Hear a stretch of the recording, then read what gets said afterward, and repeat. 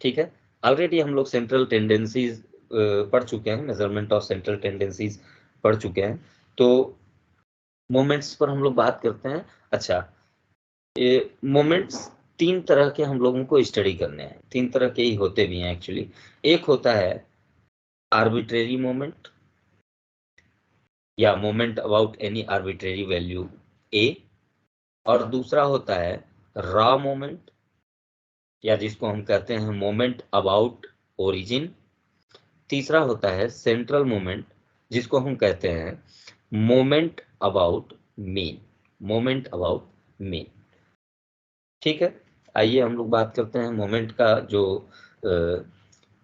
वो किस डिफिनीशन है उसको देख लेते हैं। Moments are statistical tool which use in statistical investigations. The moment of distribution are arithmetic means of the various powers of the deviations of items from given numbers. तो ये तो बेसिक डेफिनेशन है उसकी, लेकिन हम लोग उसके तीनों तरह के जो मोमेंट्स के तीनों कैटेगरीज हैं उन पर बात करें तो एक है moment about mean, that is उसी को हम कहते हैं सेंट्रल मोमेंट। ठीक, अब सेंट्रल मोमेंट जैसे हम स्टैटिस्टिक्स जब हम लोग डिस्कस कर रहे थे स्टार्टिंग में, उसमें हम लोगों ने बात किया था कि हम लोगों के पास डाटा जो होता है वो दो तरह का होता है। एक तो होता है ग्रुप्ड डाटा, एक होता है ग्रुप्ड डाटा और एक होता है अनग्रुप्ड डाटा। ठीक है, अनग्रुप्ड डाटा होता है। ग्रुप्ड डाटा में भी हम लोगों के पास दो टाइप का डाटा हुआ। अनग्रुप्ड डाटा क्या है कि x1 x2 x3 ऐसे रैंडमली तमाम सारे नंबर्स अगर जो ये हों तो वो हमारा अनग्रुप्ड डाटा है। और ग्रुप्ड डाटा क्या होता है कि कोई भी एक वैल्यू हो और उसके करेस्पॉन्डिंग उसकी फ्रीक्वेंसी दी गई हो, तो फ्रीक्वेंसी के आधार पे हम तमाम सारे नंबर्स को एक साथ रख ले। मतलब कोई ए सेम नंबर अगर जो रिपीटेड टाइप है, कई बार रिपीटेशन है उसका, तो जितने बार रिपीटेशन हो वो उसकी फ्रीक्वेंसी हो गई, और वो नंबर जो रिपीटेड है वो वैल्यू हो गई। ठीक है, तो ग्रुप डाटा में भी दो टाइप का डाटा हम लोगों के पास हुआ करता था। एक होता था discrete frequency, discrete discrete frequency distribution, और दूसरा होता था continuous frequency, continuous frequency distribution. दो टाइप का डाटा हुआ था। अब डिस्क्रीट फ्रीक्वेंसी क्या है, जिसमें सीधे सीधे एक्स आई दिया हो और करस्पॉन्डिंगली फ्रीक्वेंसी दी हो। और कंटिन्यूअस फ्रीक्वेंसी डिस्ट्रीब्यूटेड डाटा क्या होता था, क्लास इंटरवल याद आ रहा होगा। क्लास इंटरवल मतलब मान लीजिए 0 से 10 हो गया, उसकी फ्रीक्वेंसी f1 है। फिर 10 से 20 हो गया, 10 से 20 वैल्यू वाली की फ्रीक्वेंसी हमारी f2 है। फिर उसके बाद 20 टू 30 हमारा होता था क्लास इंटरवल, उसकी फ्रीक्वेंसी होती थी f3। तो इस टाइप का जो डाटा होता था वो हमारा कंटिन्यूअस फ्रीक्वेंसी डिस्ट्रीब्यूशन होता था। ठीक है, तो सबसे पहले मोमेंट अबाउट मीन मतलब सेंट्रल मोमेंट जो हम लोग कैलकुलेट कर रहे थे वो इंडिविजुअल सीरीज मतलब अनग्रुप्ड डाटा। ठीक है, इसके लिए हम लोग मोमेंट अबाउट मीन अगर जो सेंट्रल मोमेंट का फार्मूला हम लोग देखा तो फार्मूला ये होता है mu r is equal to, मतलब आरथ मोमेंट, इसको हम कहते हैं rth rth moment, moment rth moment या जीरो आरथ ऑर्डर का मोमेंट। ठीक है, आरथ मोमेंट ये आर है। ठीक है, आरथ मोमेंट का फार्मूला हो गया summation x minus x bar whole to the power r upon n, where n varies from i to n, where summation varies from 1 to n, और ये n जो है वो नंबर ऑफ वैल्यूज है। ठीक है, और r की वैल्यू 0 1 2 कुछ भी हो सकती है, वो तो जिस ऑर्डर का मोमेंट हम कैलकुलेट करेंगे वो वैल्यू पुट कर लेंगे। ठीक है, ये तो हमारा हो गया अनग्रुप्ड डाटा के लिए। ठीक उसी तरह से ग्रुप्ड डाटा का फार्मूला जो होता है, जैसे हम लोगों का वहां पर फार्मूला याद आ रहा होगा आपका, मीन कैलकुलेट करते थे अनग्रुप्ड डाटा के लिए, तो हमारा फार्मूला होता था समेशन x अपॉन n। तो समेशन x क्या होता था, जो भी वैल्यूज होती थी उनका सम और अपॉन नंबर ऑफ वैल्यूज। तो उसी तरह से यहाँ पर x ना लेके हम x माइनस एक्स बार ले लिए, मतलब मीन से वेरिएशन ले लिए और उसका जितना मोमेंट कैलकुलेट का पावर है उसका। ठीक है। उसके बाद हम लोग जब ग्रुप्ड फ्रीक्वेंसी डिस्ट्रीब्यूशन के लिए हम लोग बात करते हैं मोमेंट का के फार्मूले की, तो वो होता है यहाँ पर rth मोमेंट का हो जाएगा rth moment mu r is equal to summation f x minus x bar whole to the power r upon n, जहां पर एन हम क्या जानते हैं, समेशन ऑफ फ्रीक्वेंसी। ठीक है। और एक्स बार का फार्मूला वहां भी यहाँ पर याद आ रहा होगा, ग्रुप्ड डाटा में क्या होता था, ग्रुप्ड डाटा में एक्स बार का फार्मूला मतलब मीन का फार्मूला हमारा होता था summation f x upon n.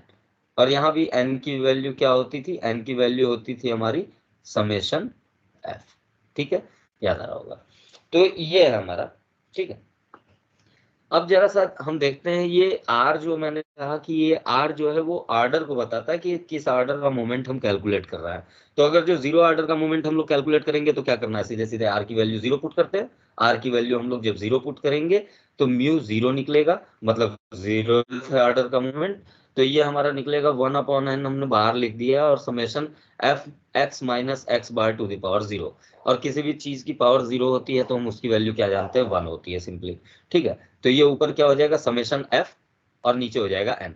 और समेशन एफ की क्या होती है, एन, और नीचे तो एन था ही, एन एन कैंसिल, बचा क्या, 1।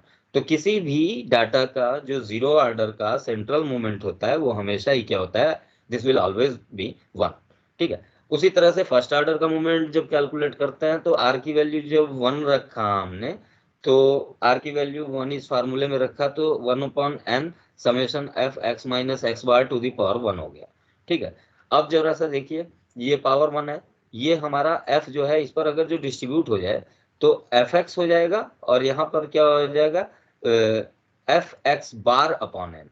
तो अभी क्या किया, एन को दोनों के साथ जब डिस्ट्रीब्यूट किया तो ये हमारा हो गया फर्स्ट वाला टर्म। और सेकंड वाले टर्म में देखिएगा एक्स बार जो है वो हमारा एक कांस्टेंट वैल्यू हुआ करता है।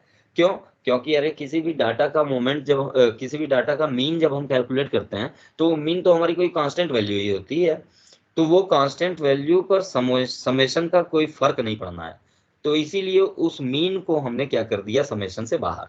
और अंदर क्या बचे, ऑब्वियस सी बात है कि ये एक्स बार जब बाहर हो जाएगा तो समेशन जिस पर आई सफिक्स आपको दिखाई दे रहा है वही उसी पर समेशन आप अप्लाई करेंगे।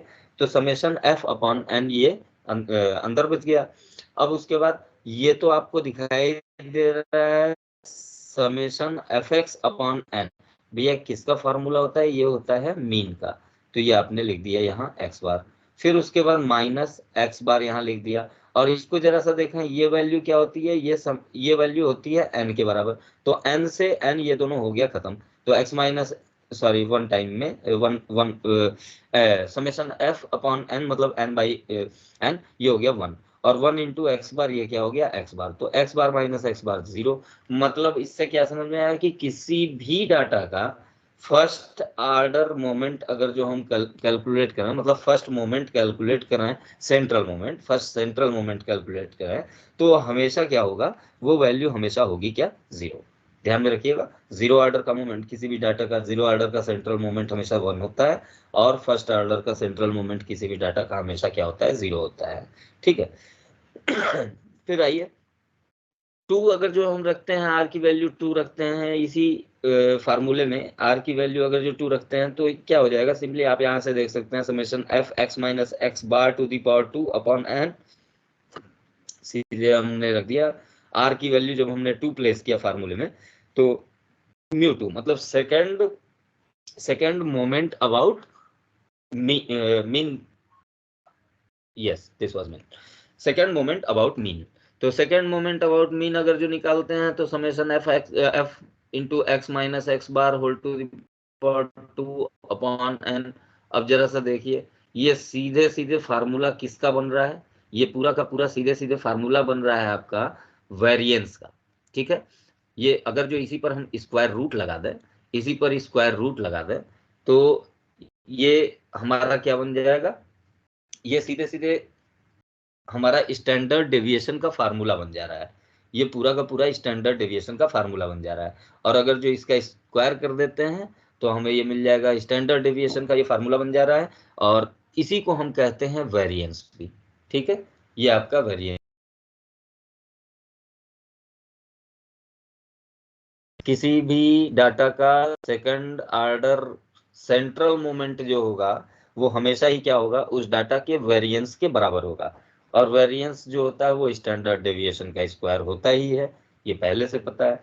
तो for any distribution mu two coincides with the variance of the distribution, similarly इसी तरह से हम लोग mu three actually mu one, mu zero, mu two, ये तो हमें कुछ ना कुछ पर्टिकुलरली मिल गया,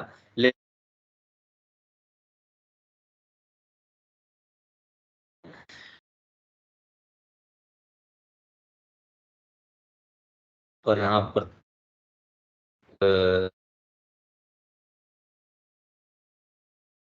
मिल मिल जाएगा। इसी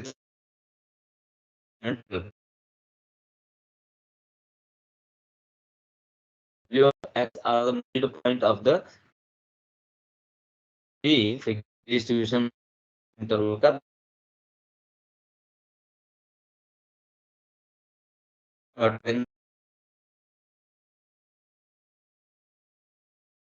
इस तरह से आपके पास कोई डाटा है f1, तो आप जैसे फ्रीक्वेंसी f तो दी हुई है बट x का पता नहीं, x का पता नहीं, तो ऐसे मतलब ये जो आपका कंटिन्यूअस फ्रीक्वेंसी डिस्ट्रीब्यूटेड डाटा है उसको डिस्क्रीट फ्रीक्वेंसी डिस्ट्रीब्यूट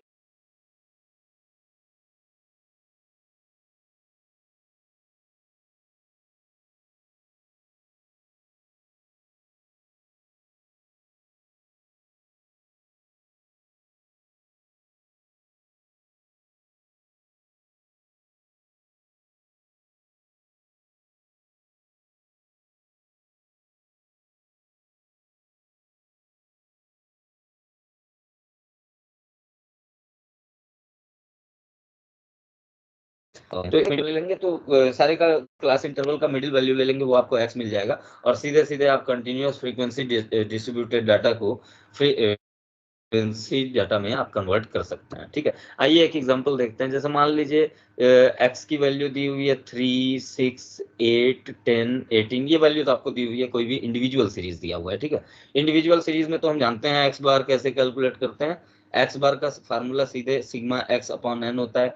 अब भाई सेंट्रल मोमेंट कैलकुलेट कर रहे हैं तो मोमेंट अबाउट मीन ही तो कैलकुलेट करेंगे, और मोमेंट अबाउट मीन कैलकुलेट करने के लिए मीन तो हमें पहले चाहिए, तो मीन पहले चाहिए, तो मीन का फार्मूला लगा लो, sigma x upon n. Sigma x upon n 3, 6, 8, 10, 18 सबको ऐड कर दो, आ जाएगा तुम्हारा 45। 45 ऐड करने पे नंबर ऑफ वैल्यूज कितनी है, 1, 2, 3, 4, 5, तो ये 5 से डिवाइड कर दिया, ये आ गया 9। 9 आपका क्या है, मीन एक्स बार की वैल्यू 9 आ गया।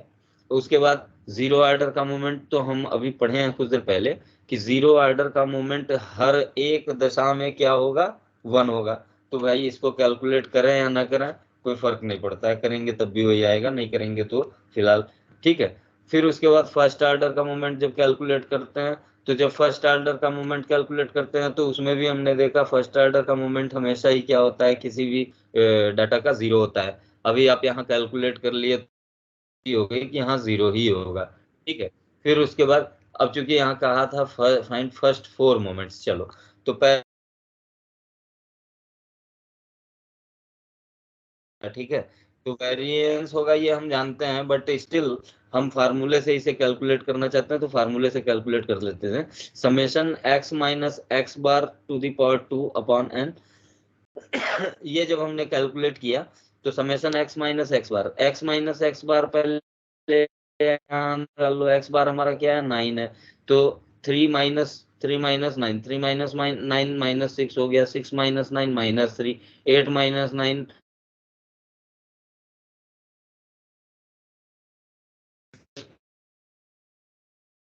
36, 1, 9 थर्ड का एरिया कैलकुलेट तक कैलकुलेट डाटा ये बना लिया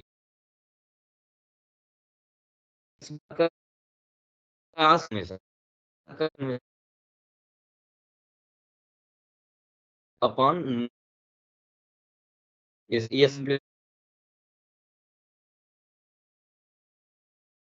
कैलकुलेट करेंगे तो ये गया नंबर ऑफ फिर उसके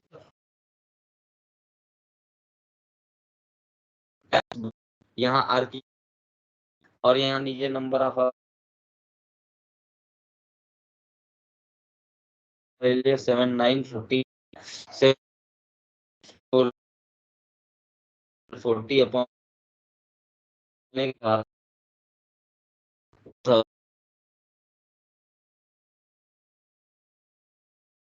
ये डाटा था। ठीक है, अब कल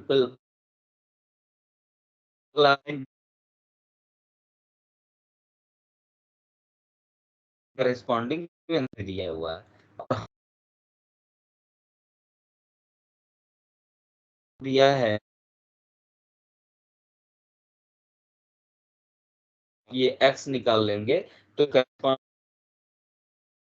डिस्क्रीट फ्रीक्वेंसी डाटा मिल जाएगा। तो डिस्क्रीट फ्रीक्वेंसी डाटा में हमने कैलकुलेट कर लिया इसे।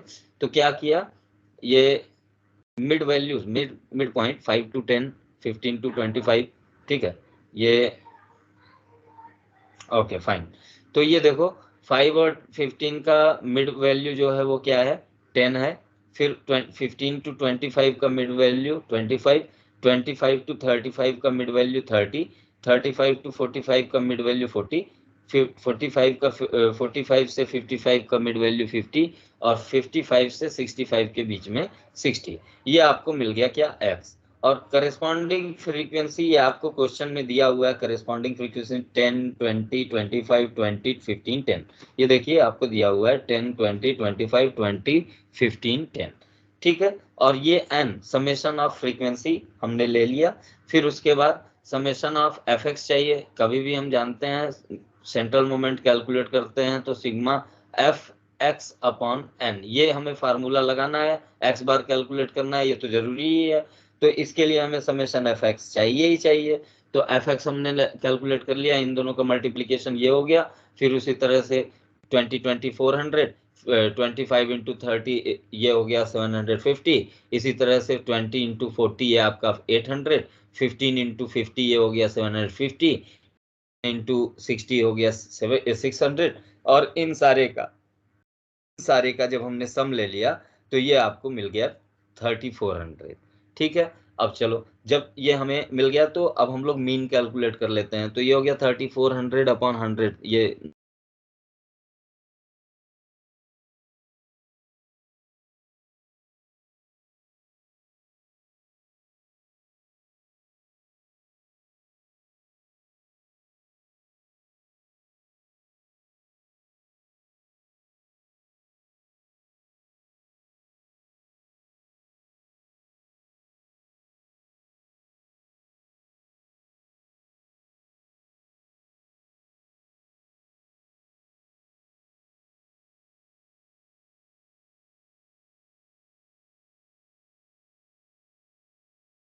बढ़ता जाएगा मोमेंट का।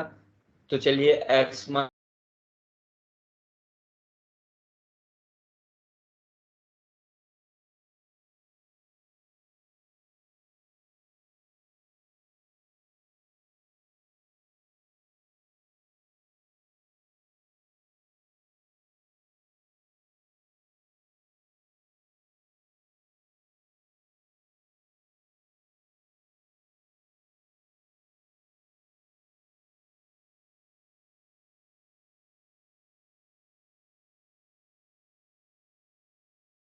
निकाल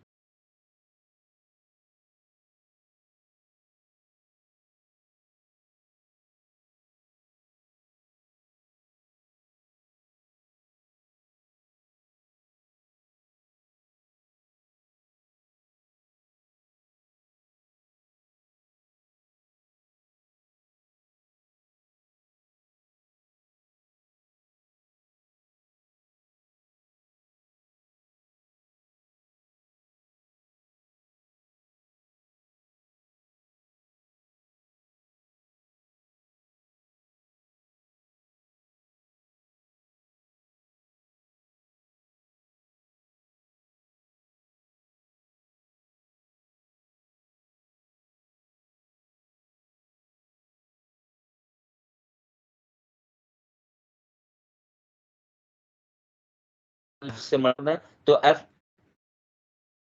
एक्स बार क्यूब निकल आएगा। ठीक है, तो सिंपली -24 से आपने इसमें मल्टीप्लाई किया, ये हो गया। ठीक, उसी तरह से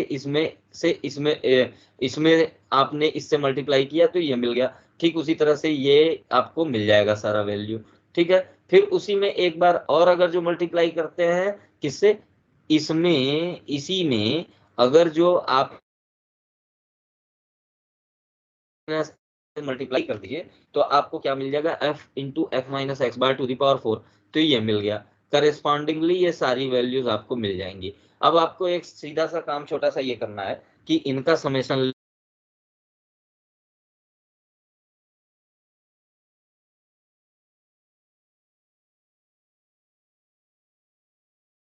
ले लीजिए थर्ड ऑर्डर मूवमेंट के लिए और इनका समेशन ले लीजिए फोर्थ ऑर्डर मोमेंट के लिए। चलिए वन बाय वन करके अब सब मोमेंट्स निकाल लेते हैं। फर्स्ट ऑर्डर का मोमेंट निकालो तो ठीक, ना निकालो तो ठीक, फिलहाल चूंकि क्वेश्चन में है हमारे तो कैलकुलेट करके वेरीफाई तो करके दिखाना ही पड़ेगा। तो फिलहाल ये 0 ही हमेशा आएगा। ठीक है, सेकंड ऑर्डर मोमेंट फार्मूले में हमने रख दिया, आर की वैल्यू 2 रख दिया, यहाँ भी 2 यहाँ भी 2, तो सिंपली आपको सीधे यहाँ समेशन आपने लेके रखा हुआ है 21,400 अपॉन 100 डिवाइड कर दिया। 100 क्या था, समेशन एफ था, एन था। ठीक है, डिवाइड करने के बाद आ गया 214।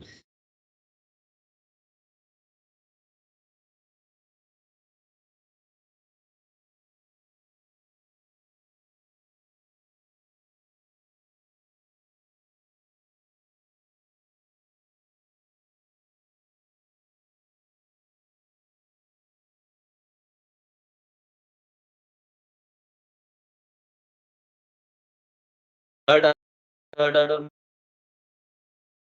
90 फ्रीक्वेंसीज दी हुई हैं। तो इनका आरएथ मोमेंट अब जब कैलकुलेट करते हैं तो आरएथ मोमेंट का फार्मूला यही होता है, mu r dash is equal to summation f x minus ए।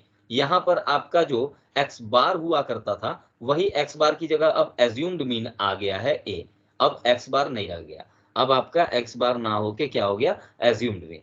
तो summation f x minus assumed mean a upon n. अब ये ए क्या है, any arbitrary number, it depends on you. बीच में से कोई भी वैल्यू आप उठा के रख लो, वही एज्यूम्ड मीन हो जाएगा आपका। ठीक है, अब उसके बाद उसको जब आप, हाँ एक चीज ध्यान में रखना, कभी भी ऐसा करते हो अगर जो एज्यूम्ड मीन, तो बीच में से ये ध्यान में रखना उसको मतलब प्रॉपरली अरेंज करके तब बीच में से कोई भी निकालना। ठीक है, वो ठीक रहेगा। तो आरएफ मोमेंट हम लोग जब निकालते हैं इसको डिनोट करते हैं, अभी मोमेंट अबाउट मीन को हम लोग कैलकुलेट करते थे तो म्यू आर से डिनोट करते थे, और moment about any arbitrary point अगर जो हम कैलकुलेट करेंगे तो उसको हम डिनोट करेंगे म्यू आर डैश से। ठीक है, और इसका फार्मूला सीधे सीधे summation f x minus a upon x minus a to the power r upon n. यहाँ भी वही चीजें हैं, आर वेरी कराओ तो अलग अलग आर्डर का moment about any arbitrary number मिलता जाएगा। ठीक है, तो आर की वैल्यू जब 0 रखे तब क्या मिलेगा, आर की वैल्यू 0 रखेंगे तो इस पे पावर 0 हो जाएगा, तो अपने आप ये क्या हो जाएगा, summation f upon n this is equal to 1, अपने आप हो जाएगा 1। ठीक है, तो ये तो वही कहानी हो गई उसी की तरह से। फिर उसके बाद आर की वैल्यू जब 1 आपने रखा तो म्यू 1 डैश क्या हो जाएगा, 1 upon n summation f x minus a क्या था, एज्यूम्ड मीन अपॉन एन। अब इसको चलो इसको डिस्ट्रीब्यूट कर दो तो पहला क्या हो जाएगा, summation f x upon n, और ये आपका क्या होता था, एक्स बार फार्मूला। ठीक है, summation f x upon n, ये आपका हो गया एक्स बार। और दूसरा वाला क्या हो गया, एज्यूम्ड मीन। एज्यूम्ड मीन भी आपका क्या है, वो एक कांस्टेंट वैल्यू है, वो कांस्टेंट वैल्यू आप बाहर कर लो। तो कांस्टेंट वैल्यू आपने बाहर कर लिया, अब अंदर क्या हो जाएगा, summation f x, sorry F x नहीं, समेशन एफ अपॉन एन। तो समेशन एफ होता है एन, तो इसकी वैल्यू क्या है एन, एन और एन दोनों कट के 1 बचेगा क्या, ए, तो एक्स बार माइनस ए। ये फर्स्ट ऑर्डर मोमेंट हो गया। सेकंड ऑर्डर मोमेंट, आर की वैल्यू आप क्या प्लेस कर दो, 2 रख दो, 2 रख दिए तो ये आपको मिल गया ये। अब ये तो कोई पर्टिकुलर ऐसा कुछ बन नहीं रहा है तो इसको हम ऐसे ही छोड़ देते हैं। ठीक है, कोई अब फार्मूला बनता है वेरिएंस का या स्टैंडर्ड डिविएशन या कोई यूनिक वैल्यू आती तब तो हम उसे बता सकते थे, बट यहाँ कोई यूनिक वैल्यू नहीं आएगी ऐसी। ठीक है, तो वो हमेशा डिफरेंट ही आएगा। तो म्यू 2 डैश हो गया, म्यू 2 डैश आप इस तरह से कैलकुलेट कर लेंगे, म्यू 3 डैश आप इस तरह से कैलकुलेट करने लगेंगे। ध्यान में रखिएगा, इन calculation work if you find there is some common factor h that is greater than 1 in values of x minus a, we can ease our calculation by defining u x minus a by h. in that case we have अब जैसे ये कुछ और नहीं है, mu r dash is equal to summation f u to the power r. जब हम x minus a by h इस पूरे को u प्लेस कर देंगे तो x माइनस ए आपका था यहाँ, x माइनस ए की जगह आपने क्या कर दिया, x माइनस ए की जगह आपने पुट कर दिया UH, ठीक है। और UH जब आपने यहाँ प्लेस किया तो u to the power r और h to the power r ये दोनों हो जाएगा, तो यहाँ से h to the power r आपने बाहर कर लिया, ठीक है, सिंपली, ठीक है। तो वही चीज यहाँ लिखा हुआ है। वो किस लिए होता है, जब जैसे कहने का मतलब जब कभी आपको ऐसा लगे कि काफी मतलब कैलकुलेशन बड़ा हो रहा है, तो कैलकुलेशन जहां बड़ा होने की गुंजाइश लगेगी वहां पर आप ये सब्स्टिट्यूशन करके उसे छोटा कर सकते हैं। इंडिविजुअल सीरीज के लिए कुछ नहीं करना है, mu r dash is equal to summation x minus a this any assumed mean from your x1 x2 x3 up to xn, कोई भी एक ले लो, xr ले लो कोई भी बीच से, तो वो xr तुम्हारा a है मान लो, ठीक है, x minus x bar upon x minus a upon whole to the power r upon n, ठीक है।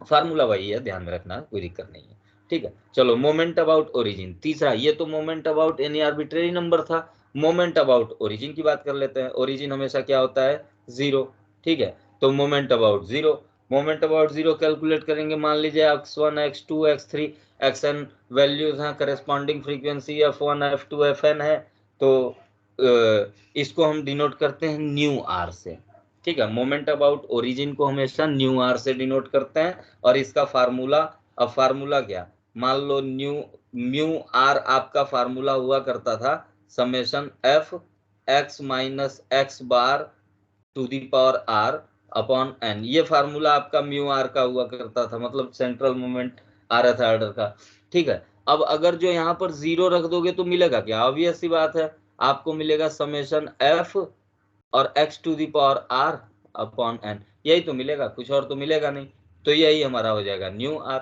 ठीक है। समझ में आ रही बात, ये mu r is equal to हो गया summation f x to the power r upon n, ये हो जाएगा, ठीक है, जहां पर n हम जानते ही हैं क्या होता है।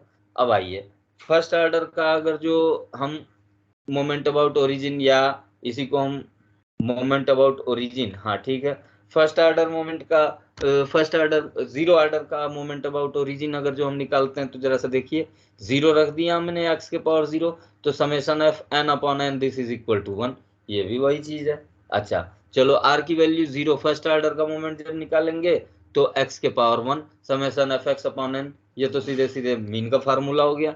फिर उसके बाद r की वैल्यू 2 रखेंगे तो summation f x square upon n, अब यहाँ पर ये वेरिएंस का फार्मूला तो बन नहीं पा रहा है, तो इसको एज इट इज छोड़ दीजिए, और इसके आगे कोई पर्टिकुलर केस ऐसा नहीं बन रहा है, तो आप सीधे उसको ऐसे कैलकुलेट कर सकते हैं, ठीक है। तो ये तो तीनों बातें हो गई, क्या क्या आपने देखा, moment about mean, moment about any moment about any arbitrary number, और मोमेंट अबाउट ओरिजिन, ये 3 मोमेंट्स आपने डिस्कस किए। अब इनके बीच में रिलेशन को फॉर्म कर लिया जाए, रिलेशन देख लिया जाए क्या क्या है, तो म्यू आर और म्यू आर डैश मतलब सेंट्रल मोमेंट और moment about any arbitrary number, इन दोनों के बीच में रिलेशन, तो म्यू आर मतलब moment about mean, moment about mean का फार्मूला ये होता है, ठीक है। अब इसमें एक काम करिए, मोमेंट अबाउट मीन तो यहाँ दिया हुआ है, और मीन यहाँ पर दिख रहा है, arbitrary moment mu r dash के बीच में रिलेशन निकालना है, तो एक आर्बिट्रेरी वैल्यू हम ए इंट्रोड्यूस कर दें, मतलब बीच में हम ऐड कर दें और सब्ट्रैक्ट कर दें, कोई फर्क नहीं पड़ेगा, तो सब्ट्रैक्शन वाले को पहले ले लिए, और माइनस ये ओपन होगा तो ये पॉजिटिव दिखाई दे रहा है, ठीक है, इसको अलग ले लीजिए। तो इन दोनों को सेपरेट जब आपने कर लिया तो फाइनली आपको क्या मिला, 1 अपॉन एन ऐसे बाहर है, और अंदर क्या मिलेगा, summation this summation f x minus a minus ये आपका फार्मूला क्या बन जा रहा है, summation f x minus x bar minus a. अब यहाँ पर देखो mu x bar minus a, ये अभी कुछ देर पहले आपने कैलकुलेट किया था, क्या था, first order moment about any arbitrary point. तो इसकी जगह आप सीधे सीधे म्यू वन डैश लिख सकते हैं, ये आपने म्यू वन डैश लिख दिया, ठीक है, पावर आर अपनी जगह पर है। फिर उसके बाद अब इसको डिस्ट्रीब्यूट कर दो 1/n। जब इसको डिस्ट्रीब्यूट आपने किया तो ये डिस्ट्रीब्यूट क्या, पहले एक्सपेंड कर दो इसे। तो बाइनोमियल थ्योरम से जब आपने एक्सपेंशन किया दिस पावर आर और दिस पावर 0, फिर उसके बाद r c one this power r minus one और दिस पावर आर इसका पावर, मतलब इसका पावर घटता जाएगा और इसका पावर बढ़ता जाएगा, ये आपने एक्सपेंड कर दिया। अच्छा, एक्सपेंड करने के बाद ये आपने लिख दिया। अब उसके बाद आर की वैल्यू 2 रखो, 3 रखो, 4 रखो, तो ये हर सब्स्टिट्यूशन पर आपको अलग अलग रिलेशंस मिलते जाएंगे, ठीक है। तो म्यू वन आपको क्या मिल गया था, 0, जो हमेशा ही होता है, ठीक है। म्यू टू आपको क्या मिल गया, म्यू टू आपने यहाँ से कैलकुलेट करके सिंप्लीफाई कर लिया, तो म्यू टू की वैल्यू हो गई mu two dash minus mu one dash square. फिर उसके बाद म्यू थ्री आपको मिल गया, म्यू थ्री मतलब third order central moment, third order moment about arbitrary point minus third order moment about second order, 3 into second order moment about arbitrary point into first order moment about arbitrary point plus 2 into first order moment about arbitrary point का cube, ठीक है। इसी तरह से mu four आपको मिल जाएगा mu four dash minus 4 mu dash 3 mu three dash, फिर into mu one dash plus 6 mu two dash mu one dash का square minus 3 mu one dash का पावर 4, ठीक है। फिर उसके बाद relation between moment about origin और moment about mean, इन दोनों के बीच में रिलेशन हम लोग फार्म करना चाहें तो इन दोनों के बीच में relation form mu r is equal to क्या हो जाएगा, summation f x to the power r upon n, जहां आर वेरीज करेगा 0 से 1, ये तो फार्मूला है उसका, ठीक है। मोमेंट अबाउट ओरिजिन का फार्मूला है। जब उसमें हमने ये ए को इंट्रोड्यूस कर दिया, मतलब अलग से हम इंट्रोड्यूस करना है माइनस प्लस करके, फिर उसके बाद जब इंट्रोड्यूस कर दिए तो इनको एक साथ ले लीजिए, इनको अलग, दोनों को अलग अलग टर्म मान के इसको क्या करिए, बाइनोमियल से वही एक्सपेंड कर दीजिए। फिर उसके बाद एक्सपेंड करने के बाद आप इसको जो है डिस्ट्रीब्यूट कर दीजिए, ये आपको एक्सप्रेशन ये मिल जाएगा। अब चलिए रखिए क्या करना है, आर की वैल्यू 1 रखेंगे तो ये रिलेशन मिलेगा, आर की वैल्यू 2 रखेंगे ये रिलेशन, आर की वैल्यू 3 रखने पे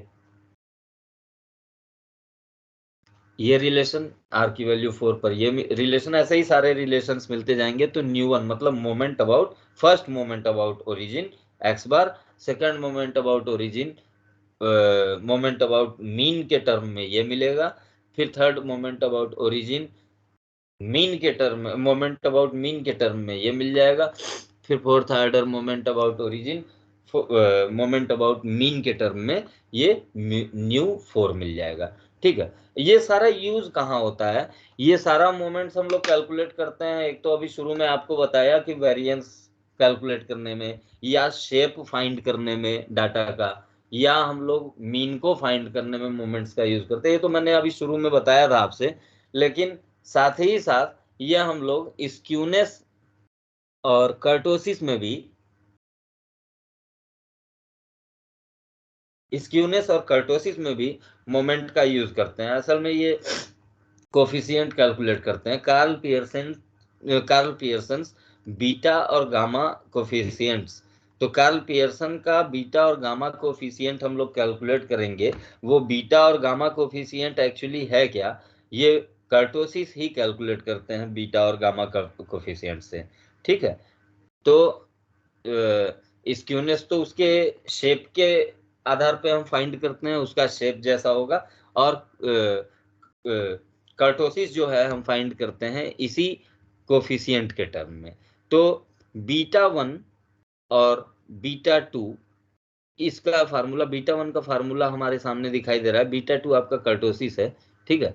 बीटा 1 जो कोफिशिएंट है mu 3 square upon mu 2 cube, ये हमारा होता है बीटा 1, और बीटा 2 क्या होता है म्यू 4 अपॉन म्यू 2 स्क्वायर, ये दोनों बीटा कोफिशिएंट्स हैं। और यही बीटा से ही हमको गामा कोफिशिएंट भी मिल जाता है, ठीक है। तो गामा 1 का फार्मूला होता है बीटा 1 का स्क्वायर रूट, और गामा 2 का फार्मूला होता है बीटा 2 माइनस 3, ठीक है। तो the practical use of these coefficients is to measure skewness and kurtosis of a frequency distribution. These coefficients are pure numbers independent of units of measurement, ठीक है। तो वो चीजें तो हम लोग अभी आगे पढ़ेंगे, स्क्यूनेस और कर्टोसिस। वैसे वीडियो मेरी और भी पड़ी हुई है इस पर यूट्यूब पर, तो स्क्यूनेस की है, आई थिंक कर्टोसिस है या नहीं वो भी कभी डाल दूंगा।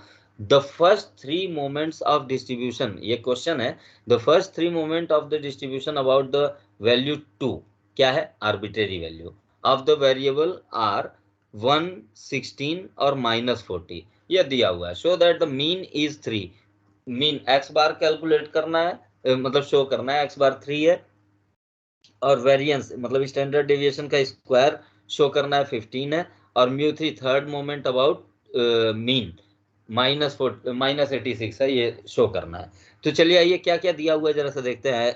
ये एज्यूम्ड वैल्यू दिया हुआ है, एज्यूम्ड मीन दिया हुआ है, आर्बिट्रेरी पॉइंट दिया हुआ है 2, और उसके बाद first moment about any this arbitrary point दिया हुआ है 1, और second moment about this arbitrary point दिया हुआ है 16, और third arbitrary moment about this point दिया हुआ है -40।